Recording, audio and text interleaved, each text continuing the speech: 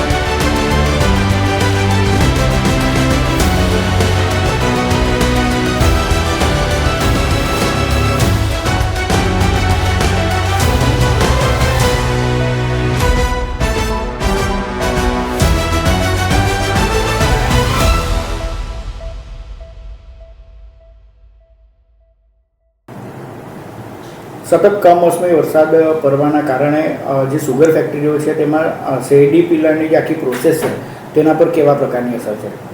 હાલમાં જે આપણા ગુજરાત રાજ્યમાં જે કમોસમી વરસાદ પડ્યો છે અને ખાસ કરીને અમારા જે કાર્ય વિસ્તાર ભરૂચ અને સુરત જિલ્લામાં જે અમારો કાર્ય વિસ્તાર છે એમાં 1.5 થી 2 ઇંચ જેટલો વરસાદ પડ્યો છે, જેને લઈને અમે અમારી જે આગામી પિલાણ સિઝન 25-26 છે તે હાલમાં આ વીકમાં ચાલુ કરવાના હતા, જે હવે લગભગ 7 થી 10 દિવસ લંબાઈ જવાની શક્યતાઓ ઊભી થઈ ગયેલ છે, જેને લઈને અમારું ક્રશિંગ જે ગત વર્ષે 11મી નવેમ્બરે ચાલુ થયેલ હતું એ જ પ્રમાણે આ વર્ષે પણ એની આજુબાજુ ચાલુ થશે એવું અમને અત્યારે લાગી રહ્યું છે।